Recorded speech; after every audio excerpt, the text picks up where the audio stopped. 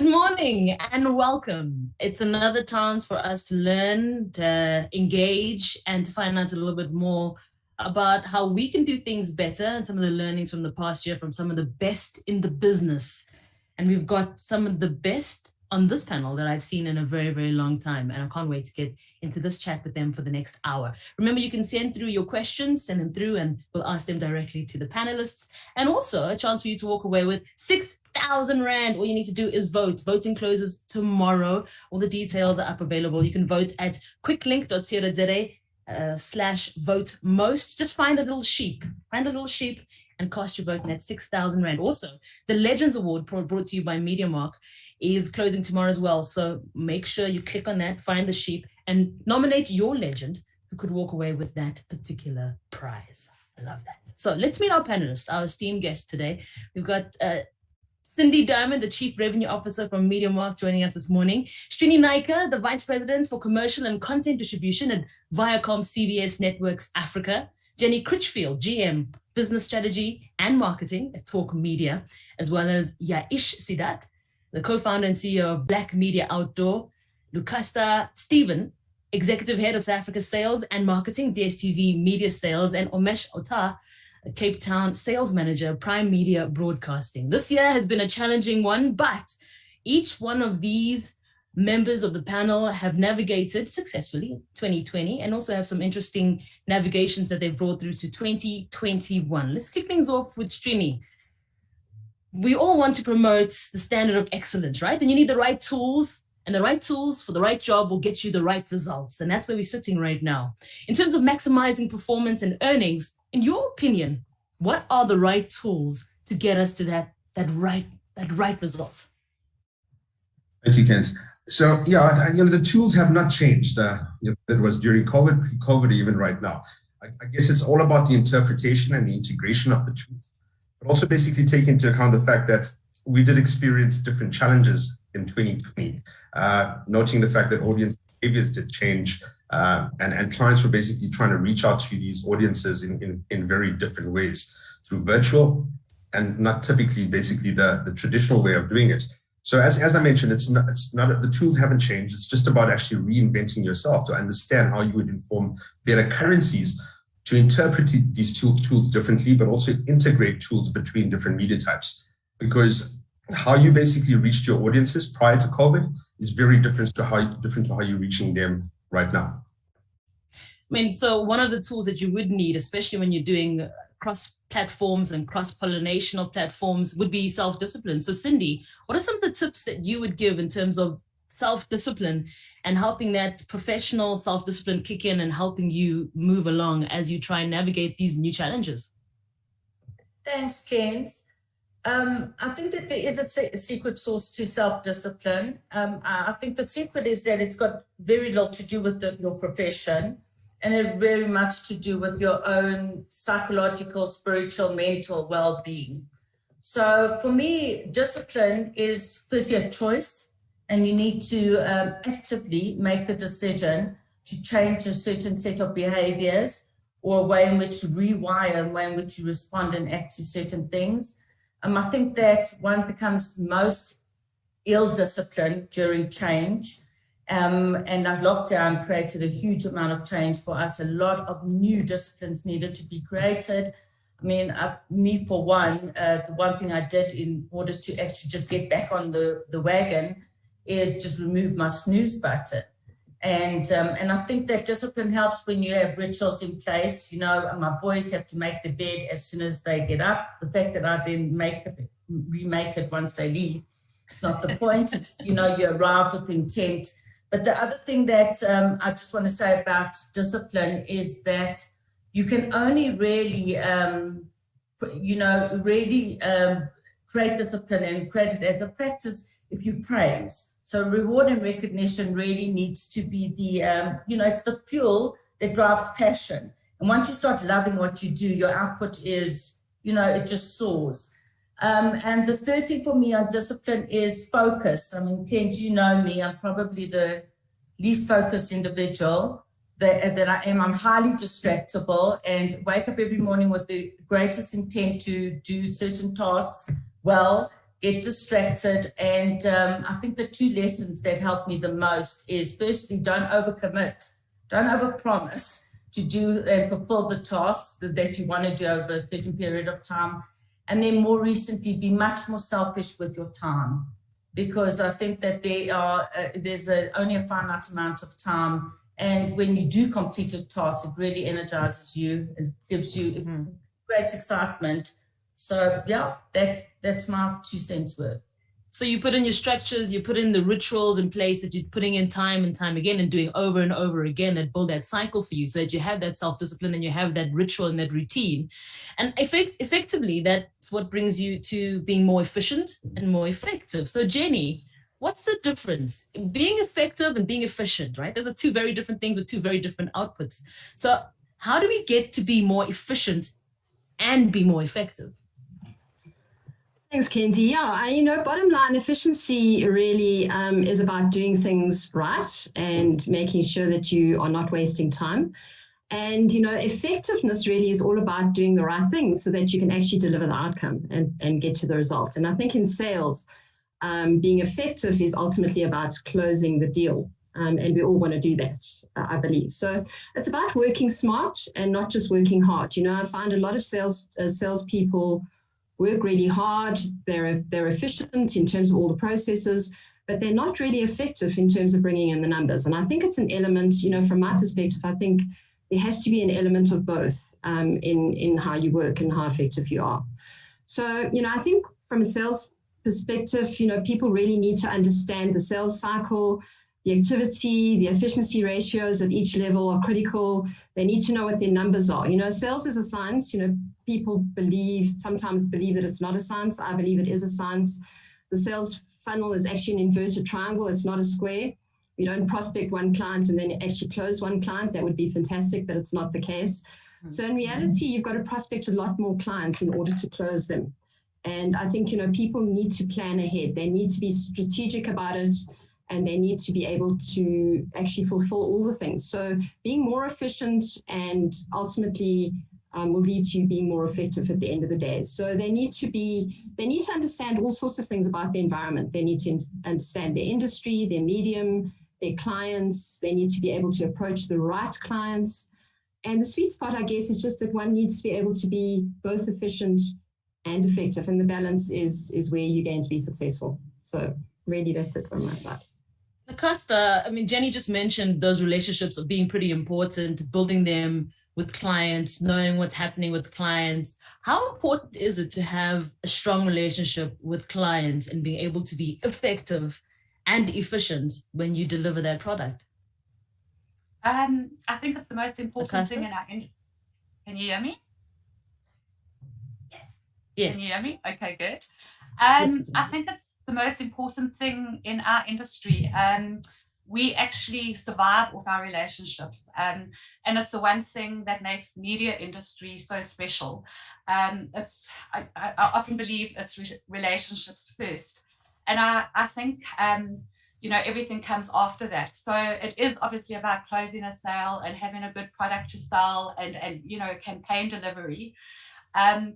But I think in terms of being effective and efficient now, it's gone beyond just that service delivery and of course things like transparency and fairness and effective communication remain vitally important. But there's definitely a move now to collaboration and actually shared value, and it's how you unlock these with your clients or agency partners that becomes critical today. So for example, an agency or client may have valuable research that us as media owners can leverage off, and in turn the owner may be able to provide a service for the client within their ecosystem. And I think this is forging the way for deeper partnerships and really unlocking that true customer engagement. And that, I believe, is the longevity and the points of difference now between, good media owner and a brilliant media owner.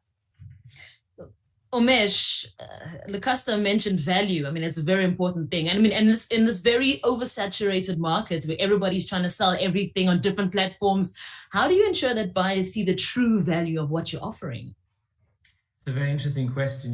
As media owners, we all have the opportunity to offer a discount or added value to any one of our clients. And that doesn't make us stand apart. That actually makes us all stand together in an effect. But to ensure that our buyers understand exactly who our audiences are is very key and very important for us at Prime Media. So we've invested quite heavily in something called Prime Connect, which is a 10,000 respondent survey, where we can tell our clients more about the people that they're speaking to and communicating with, and we can tell them how better to communicate with them. So the value that we want to impress into our clients and our agencies is more about who our listeners are, how they react to your brand, and how you can better communicate with them. So that's where we're currently playing to stand apart from the usual. So discounted value is something we all can do, but making sure that we have those little nuances where our clients can understand our audiences a little bit more is the value that we want our buyers to see. Most clients have accountants who will tell you what high discount or what high value that they want out of you.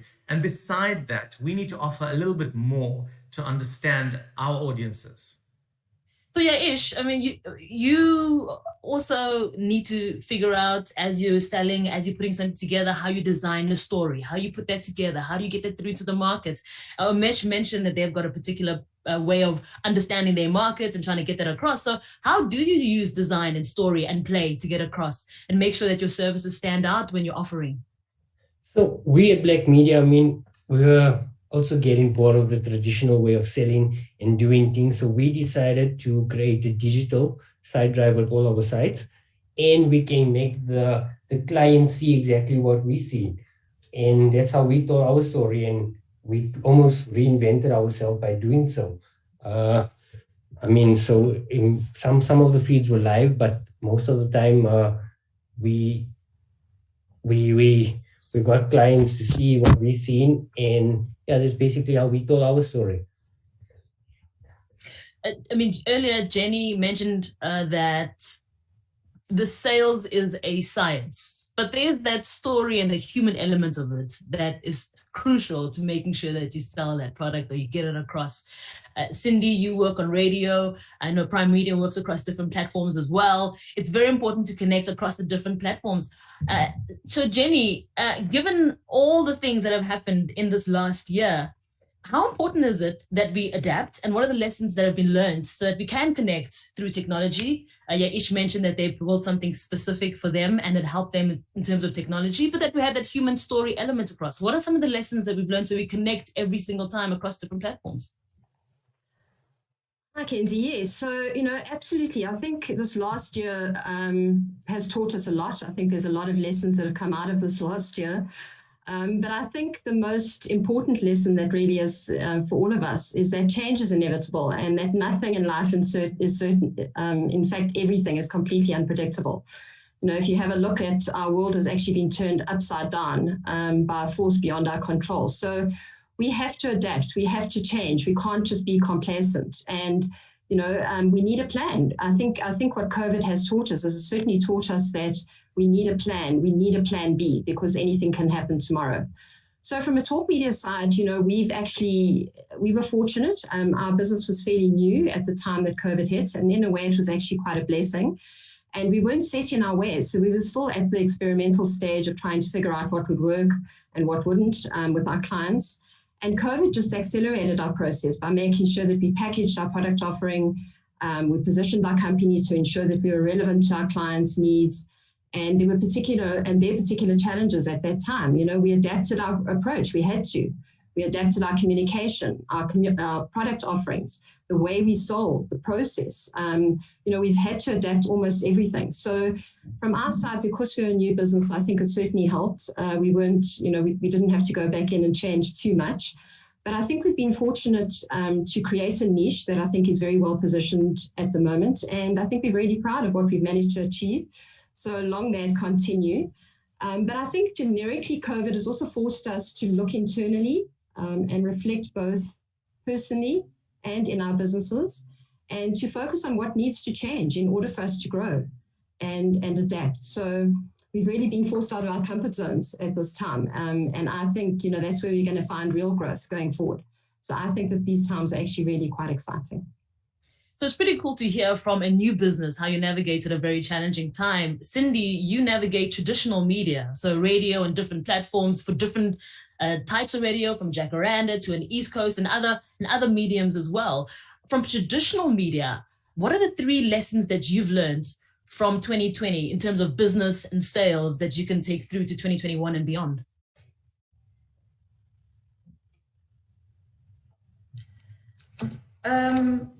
It's not traditional media, it's all media. Okay. The 3 lessons that for me are important is firstly that the past still matters. And even though we're traversing new territory and no longer is the past a viable gauge of what's going to happen in the future, the past does give us some good things like experience, intuition, wisdom, and all of this is ingredients to actually shape the future. I often say that we are as young as what we learn. Keep learning, continue being a student, because that's the best way to validate experience and intuition. Another lesson that we looked at is that, the saying, don't sweat the small things. The big things are, more important than that, and it's absolutely BS.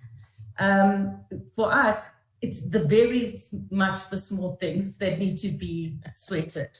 They need to be sweated. I mean, if you sweat the small things, it gives you a sense of control and empowerment. You start celebrating those small victories. And when you start celebrating more consistently, you start getting a more positive momentum. And endorphins start releasing and you actually start feeling good about yourself. You're able to actually, conquer. The big shit will come, if you sweat the small things.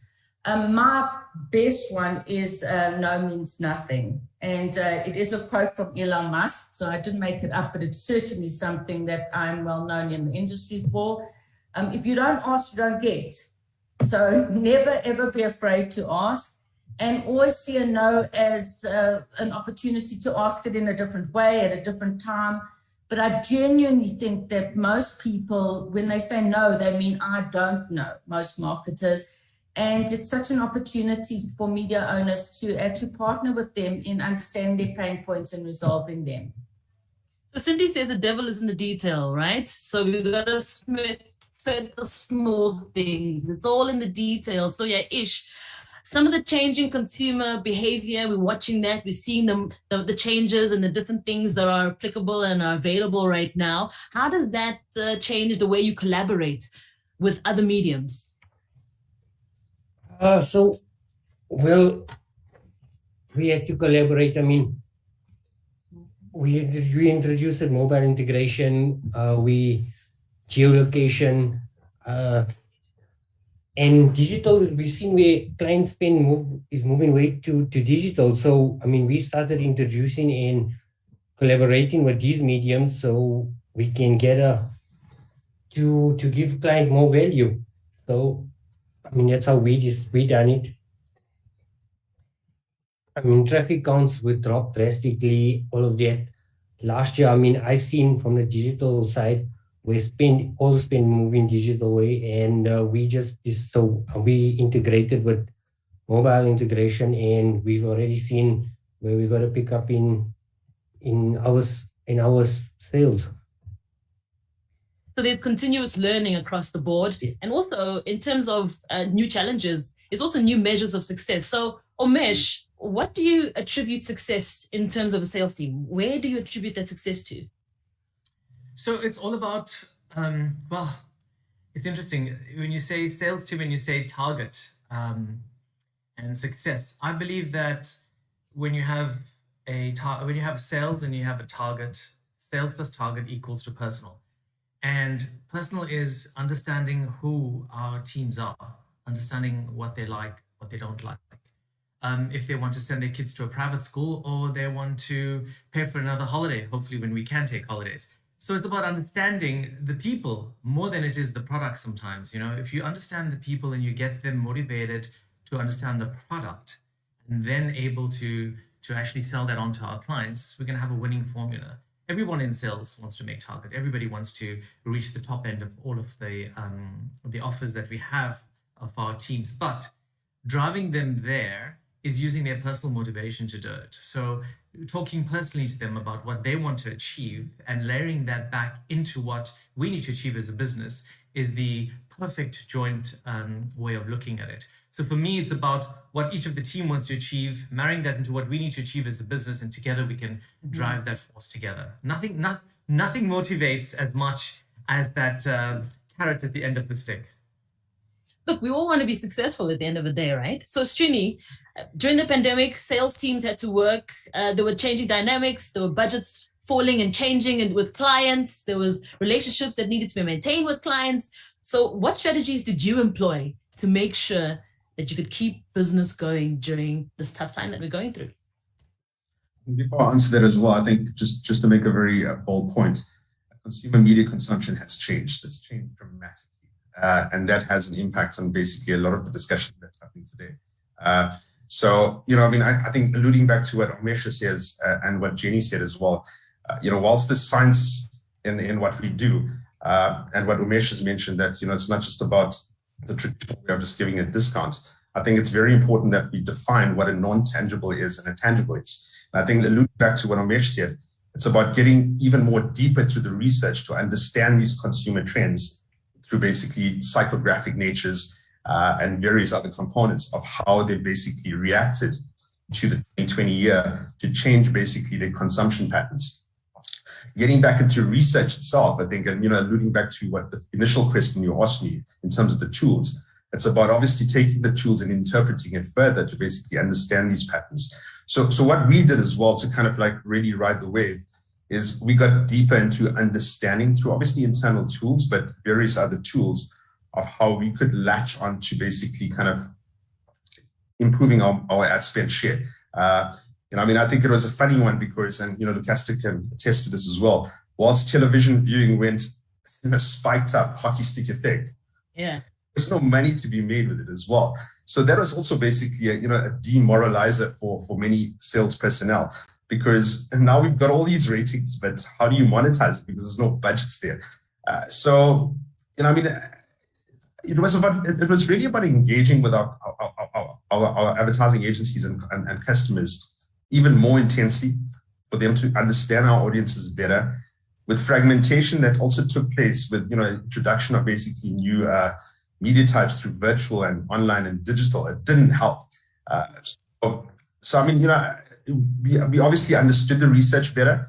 We equipped our sales force to basically kind of take out even more improved currencies by reinventing ourselves. But just on a different angle altogether, the mental illness also creeped in quite dramatically as well with many people across, not just our media sector, but I think across basically the world. And we really focused on supporting our people to basically get through the difficult situations, because that's one thing, giving them the ammunition to basically go out and actually secure deals and money for you in that space that we all experienced in 2020. But it's about also supporting the individuals because it was a different space, especially if, there's a lot of individuals in our industry as well that are single and they were living alone. And the mental illness did creep in. So we also applied a very high level of support through various mechanisms to get our people to be strong out there. And it wasn't just about closing the sale. It was about, kind of creating the resilience to sustain this difficult wave that we went through as well. Yeah, so it wasn't just about the bottom line. It was about the heart, about caring about your people, because you need your people to be at their best, not just for their job, but you need your people to be at their best so that they can be the best that they can be in the environment that they're in. That's an amazing point, Srini. But you mentioned research a little earlier. So Lucasta, I wanna just follow up on that with you. How important is it in terms of truly understanding behavior, sales strategy, consumer behavior? How vital is that? I think it's more important than ever. As Srini said, our consumers and our audiences have changed. Put your hands up if you're not addicted to e-commerce at the moment. Take a lot is like, a push of a button away. And I think the joy that we get when something that we've bought and paid for and chosen ourselves, but still gets delivered to your home, just feels so rewarding. It feels like Christmas every few weeks that we're ordering these gifts. So gifts, I say. But so we do have to understand with the advent of COVID how consumers have changed and how this is a very well-used term, but high immediate gratification is actually bigger than ever before. It actually has real meaning and presence in our homes and in the hearts of our audiences. So to my mind, mainstream media solutions, whilst they work, we do need to adapt and change, and it's not really cutting it anymore. I mean, it's also with the advent of obviously digital transformation and these discerning consumers that puts them in the power seat all the time. So we need to understand the needs of our audiences and how to reach them in the right environment at the right time with the right mindset. They're multitasking all the time. They're in different screens, and it's just we've looked at it to say, if you're viewing on your mobile device versus a big television screen in front of with your family, that mindset is quite different. So with addressable and targeted advertising now, it's almost, I think somebody mentioned it earlier, this psychographic or audience clustering now that you need to look at. It's no longer just about a TV rating and audience reach. It's a really layered approach. And if you don't get that right, then I think we're going to miss our consumers entirely. So it is absolutely essential that we understand our audiences and use all the data that we have available to create a buy-in or reach strategy that provides the right impact for our consumers. So understanding our audience also means that we need to spend a little bit differently and use our money a little bit more interestingly, whether it's online, whether it's on radio, whether it's on TV, you're adapting it to different ways. On that note, Cindy, how would you advise advertisers to adapt their spending in 2021 with all these changing behaviors from our audiences? Kens, I think that, and a lot of what I'm going to say, I think it's been said in several ways. Firstly, I think choose partners, not platforms. It's been echoed by the panel here that relationships create business. And I think that is more important than ever. One bit of a suggestion that I would make is to advertisers when choosing whether to spend their money is firstly challenge your traditional KPIs. I mean, don't be afraid to actually start participating in crafting new measurement tools and in crafting new ways, new frameworks of seeing what success looks like.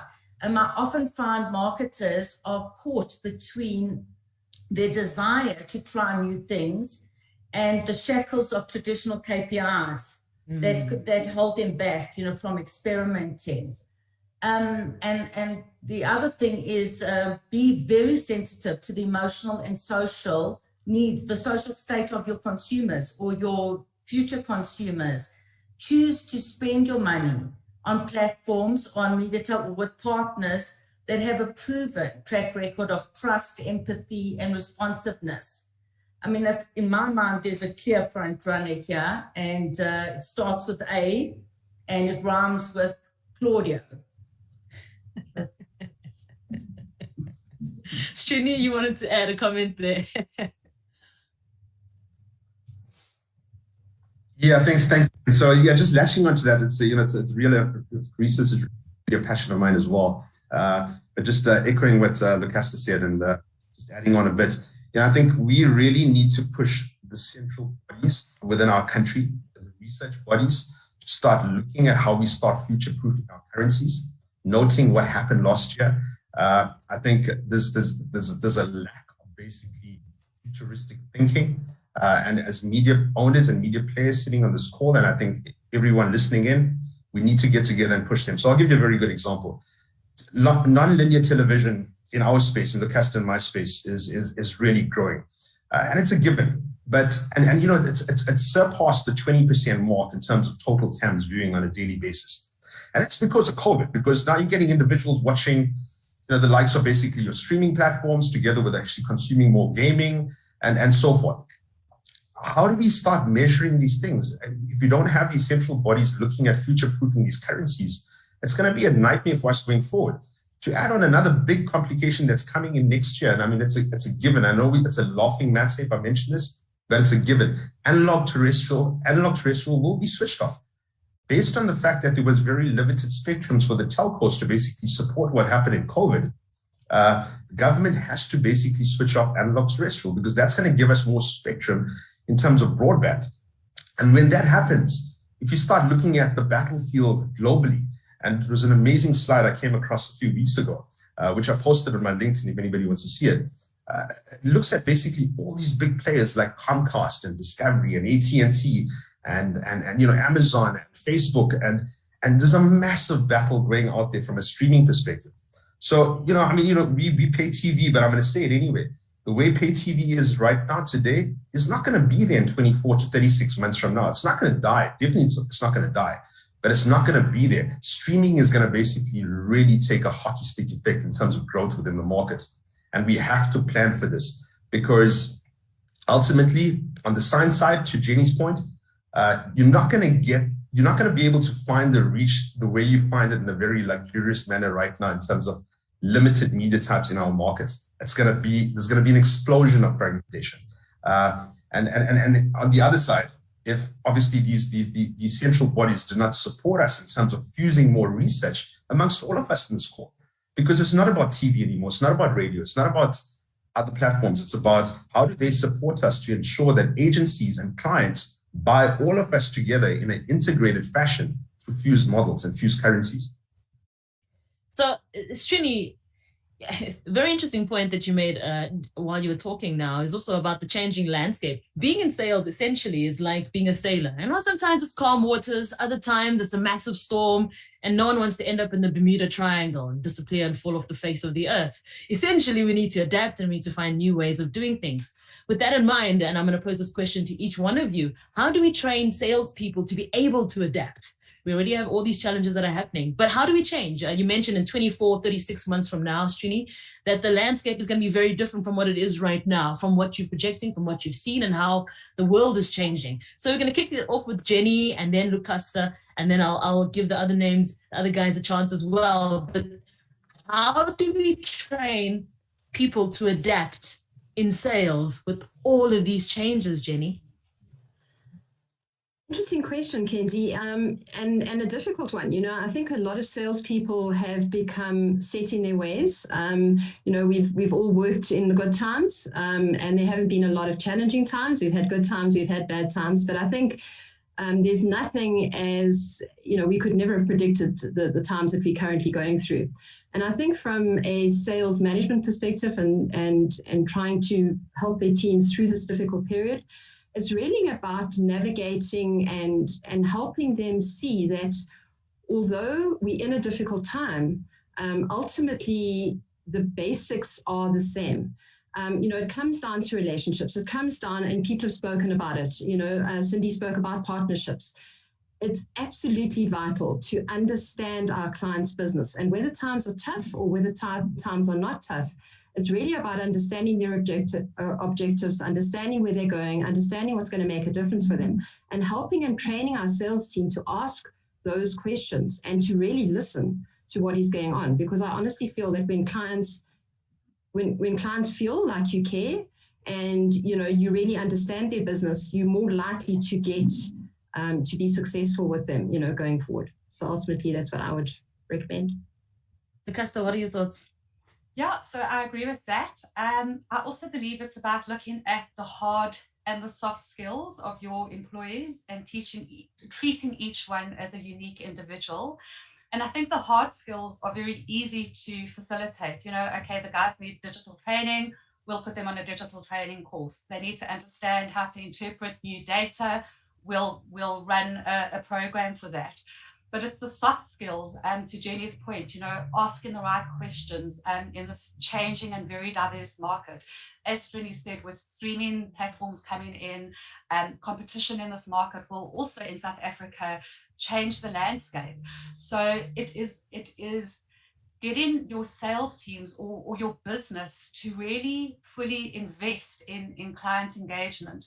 and to ask the right questions. And, we're not all born strategists, but it's important now that we understand client strategies and how to translate that into a business idea that has longevity. So it's really looking at the individuals and what they need from us. Somebody mentioned earlier, it's about empathy. It's about understanding people's challenges and how you do transform them. We don't want to all have new sales teams. We just need to build the current ones that we have and make them the best in this current environment. And that leads me to the next point, which is about creating kind of cross-functional teams and upskilling and cross-skilling. So I think it's a 2 to 5 year plan, and it needs to start now, and we just need to keep evolving and growing. And we're all doing it together, which is the exciting part. Nobody's far behind, but if you don't start now, you are going to be at the end of the line then, and your competition will take over. Umesh, changing waters, how do we navigate? How do we get our sales teams to adapt? It's a very, very interesting question you have. And I have a very different take on it. Sales is not about sending an email or a WhatsApp. It's about this communication. Me looking at you, me looking at the other people around the table, looking at the way in which they react to something that I say. It's also the way in which we sell. We sell looking at people, knowing that, yes, that little smile or the little smirk is going to be in like, oh, it's too expensive, or yes, I can get the sale across, or yes, you're interested. The human connection that we had one-on-one with people during or post or pre-COVID has disappeared in a way. It's very difficult for our sales teams to be on a call and actually sell on Zoom or on any one of the video calls to maybe agencies or clients that have the videos off. To be honest, it's very difficult to have my face on a screen and nobody else there, and you selling something. You're like into this dark space and dark matter. And we as salespeople have to try and navigate that field, but we also need our industry and we need our partners to understand, for us to be as good as what we good and greater than what we normally do, we have to impress on you what we're trying to get across. And it's very difficult when we're going into the deep vacuum of space. So I think it's important to get everybody on board, to understand it's a partnership.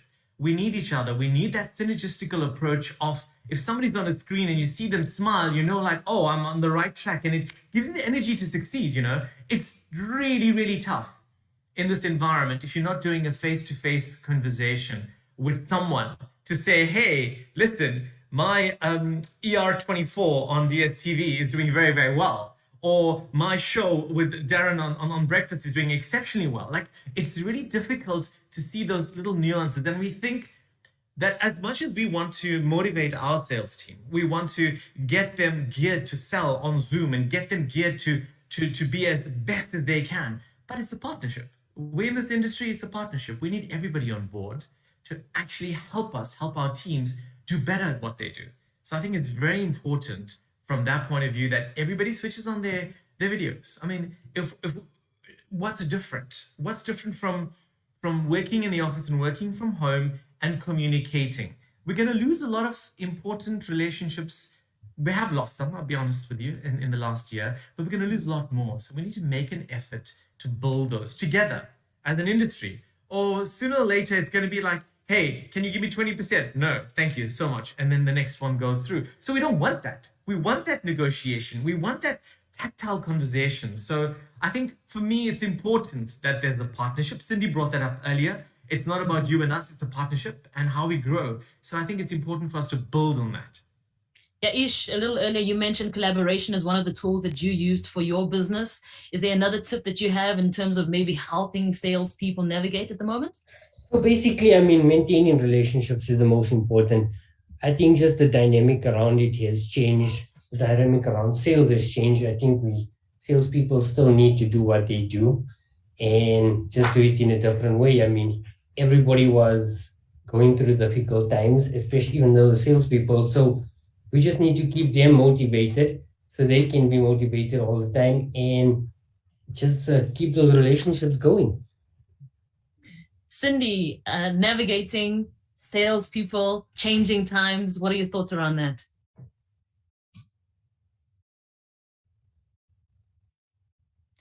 Cindy, your mic, can you turn on your muted? Oh, there we go. I think a great question and very interesting answers. Jen, I have to say to you that I completely disagree that salespeople are set in their ways. I think that more than ever before, and COVID taught us this, there was such a radical change to Strenny's point in consumer behavior, in human behavior, that you almost reset the blocks in terms of what is new behavior, what does it look like? And for the first time, a salesperson is on the same footing as everyone else. And it's such a great opportunity for them to use themselves as a portal of knowledge and understanding. The digitization, the multiple touch points, the way in which you need to communicate your messaging differently. You just have to look at what you've done in the past 7 days in order to actually understand. So I think the salesperson people of today are in the best place to actually navigate and teach us how they're navigating into the future, because they are living it themselves and they are so much more confident than we were perhaps many years ago. And the one thing, of course, they need to learn about the product, etc., but there's very little we can teach them at the moment. I think that the greater their self-awareness and the impact that they have on others, the better they are in this environment. One of the biggest teachers in life is making a mistake and being able to learn from this mistake so you never do it again, right? Hopefully it's someone else's so you can learn from them, but sometimes it's us that that have to go through that particular journey. So Umesh, the biggest mistake that has brought about the best lesson in this period, what has that been for you? It's quite interesting. It takes me back a few years when I was at the SABC, and we had quite a few premium brands, and I always thought like, oh, we have the best brands, and it's like we've got 18 and I can come up with these great ideas. And one of our top client ShopRite at that stage, we presented them this huge idea. And it was like amazing, and I was like so confident, this is what we want and it's going to be amazing. And at that stage, the head of media looked at me and said, it's so amazing for you, Mesh, but it's not amazing for us at all. And I just looked at them and I was like, what do you mean? And she says, you know what? I'm going to tell you exactly what you did wrong here.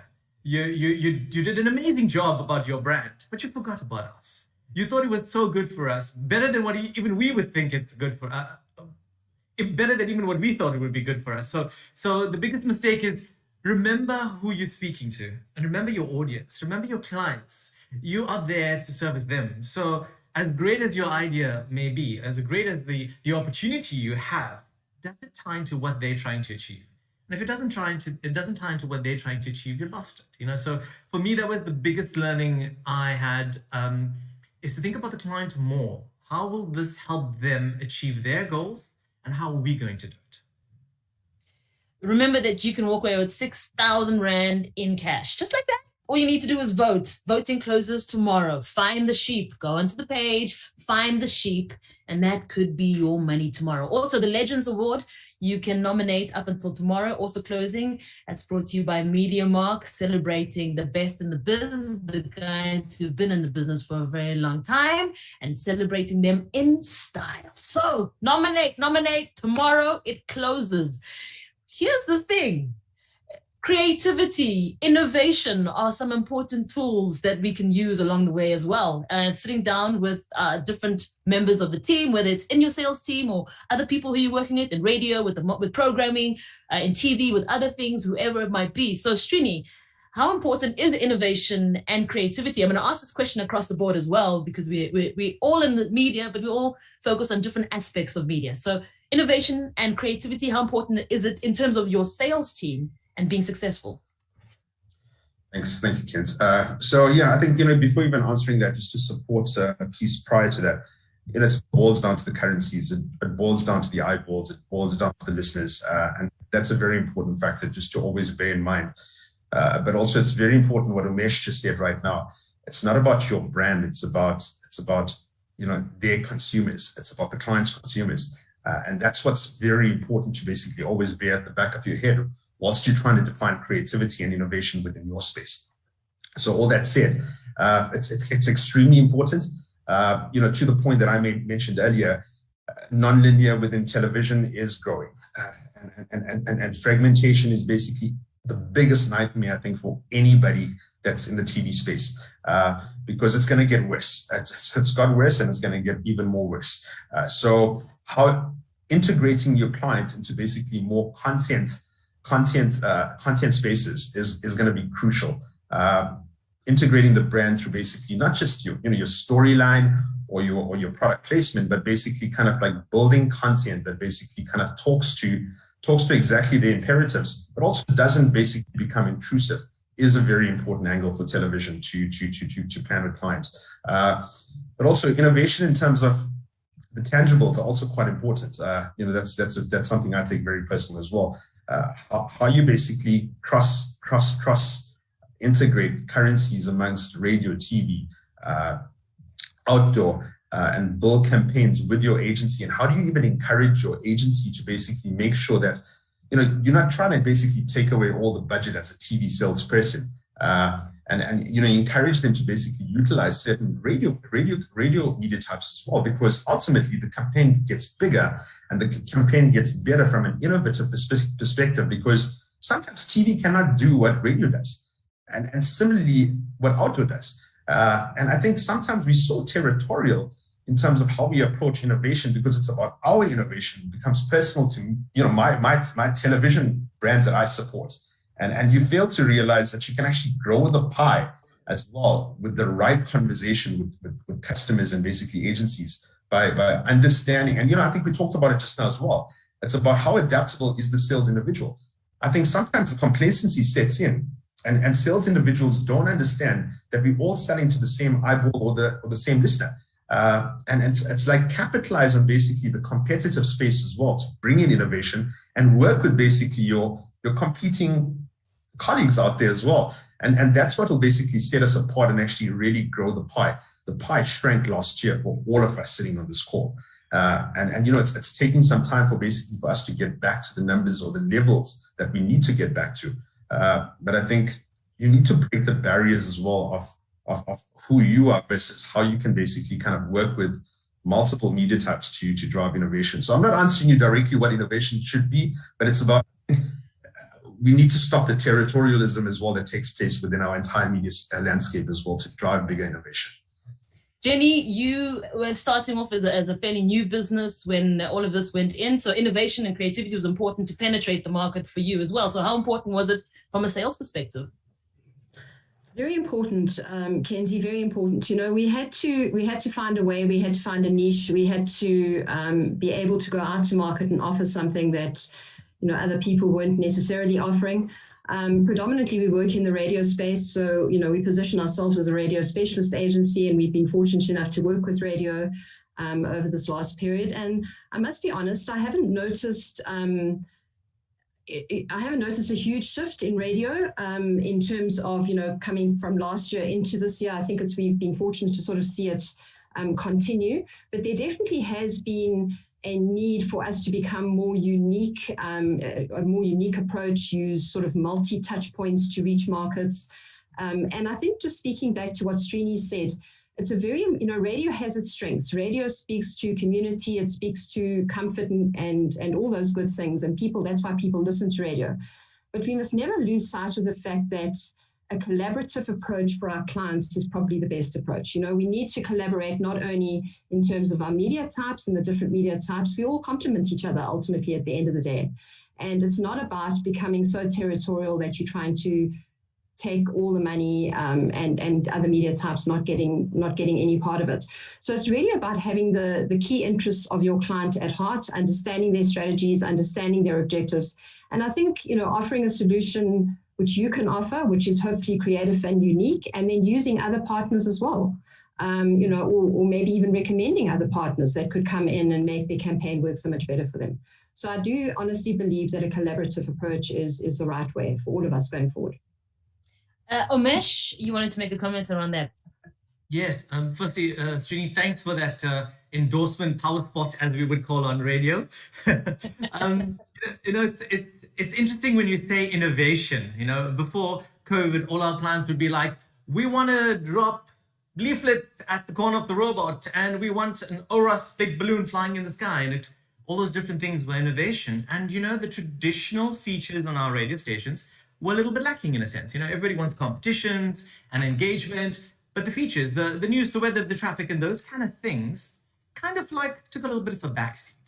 What we've seen is the difference when an innovation, which was the outdoor activities, changes and drops off, that our clients and our salespeople re-look at the way in which they look at their brands to be innovative.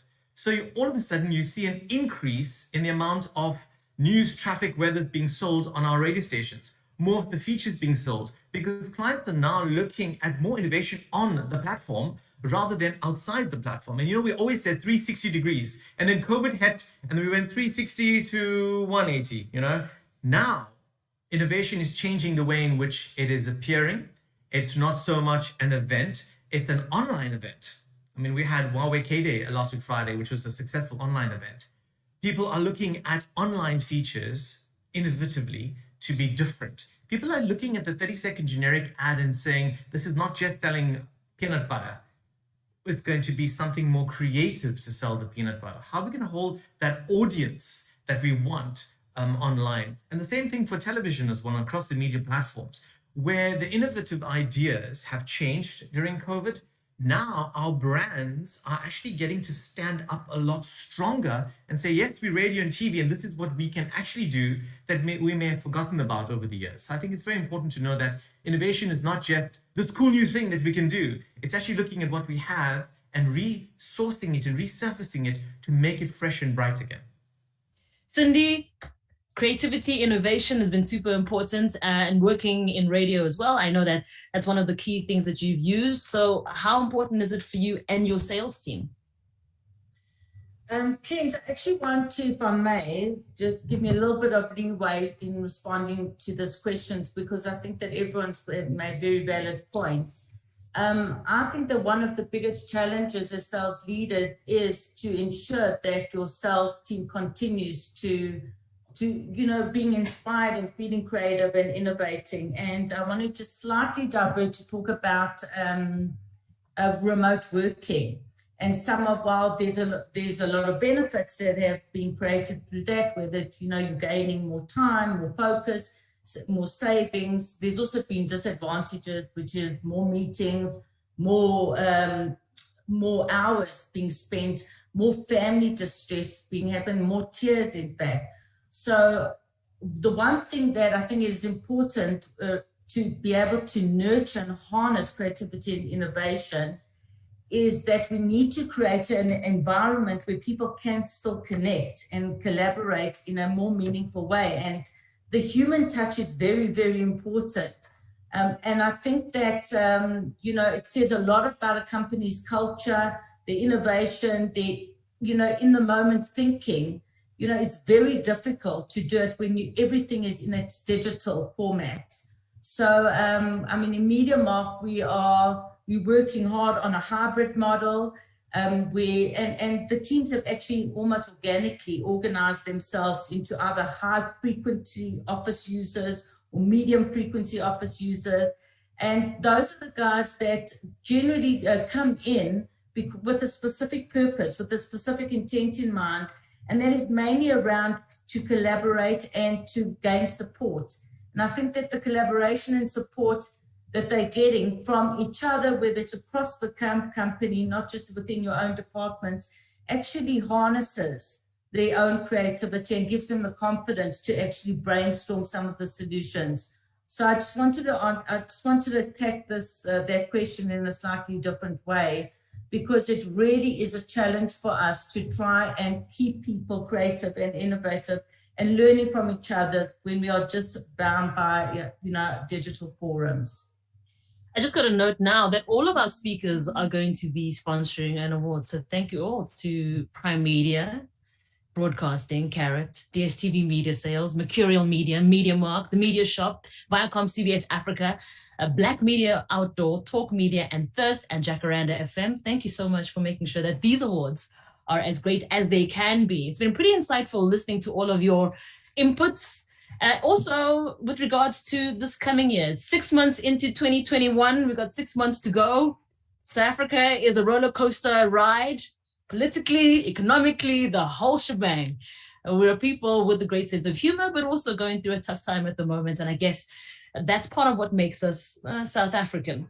But part of what makes us South African as well is being able to connect with each other. And each one of you have been able to do that over the last year and over the last 6 months specifically as we're navigating these waters. So, but before we end off things with what one piece of advice you would give to someone right now, if they need to sell something to somebody, one piece of advice, one lesson that you've learned, it's either a piece of advice or a lesson you've learned in the last year that you'd like to share. I'm going to go through everybody in a moment. I'd like to say thank you for being innovative and creative and not just having a billboard at the top of things, but integrating and having things more organic. Speaking the way people speak. I think that's been pretty important and pretty interesting to see how navigation of natural talk, natural engagement has penetrated with technology, with collaboration, and all those things as well. So those are the things. Sometimes it feels like just slogging away in terms of sales and getting those targets. But these little innovations that have been made have definitely made a difference. I know that as a person who is in media and who's delivering everything that's been sold by sales, it's something that's truly appreciated when there's a little extra thought and collaboration that's been put in there. So congratulations to all of you for doing that. And that's why we're here today in 2021 on the 3rd of June, still with businesses in place, still with targets to reach and still being able to make them. So congratulations to each and every one of you. So going to start things off with Lucasta. One piece of advice or one thing that you've learned in the last year that you'd like to share?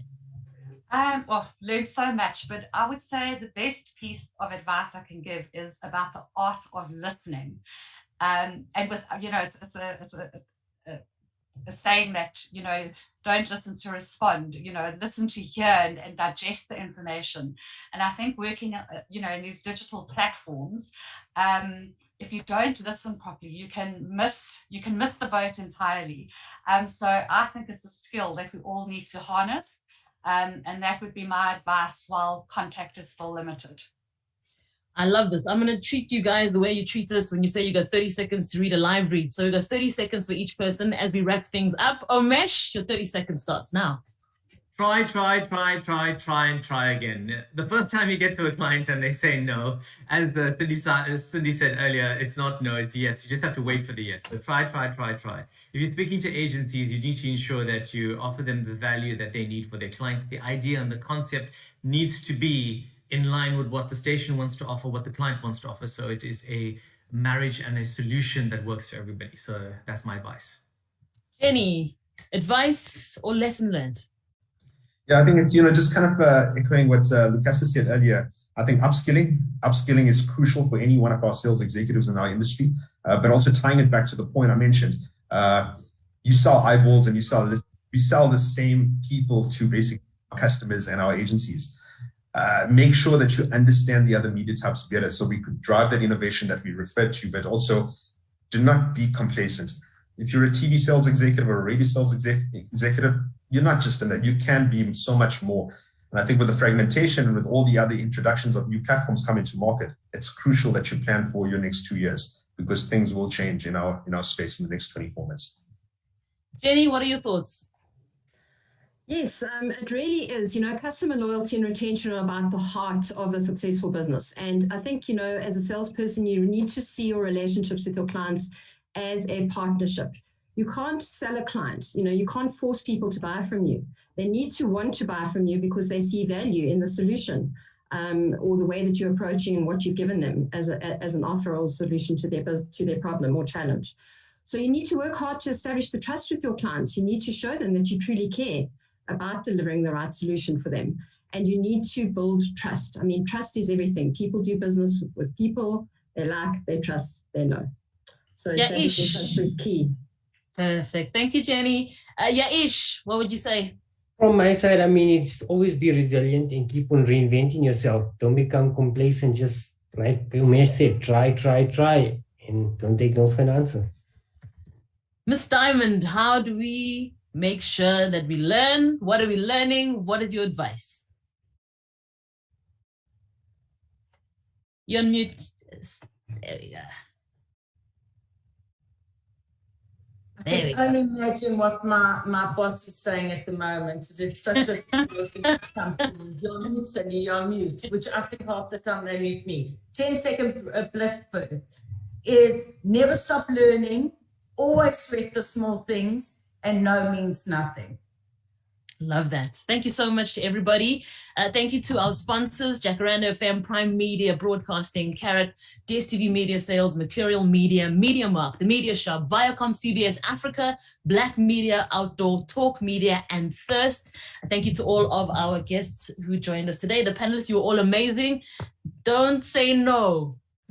Don't do it. Get that sale, get that target, look after yourself, look after your clients, make sure you adapt. All these great learnings are amazing. Thank you to Jenny, Srini, Omesh, Yaish, Lucasta, Cindy. Thank you so much for your time. I really appreciate all of your time this morning. And you can catch us next time. Hopefully we'll have another panel. The most awards, remember, you can keep voting. Look for the little sheep. 6,000 Rand could be yours. Voting closes tomorrow. Have an absolutely fantastic day and goodbye.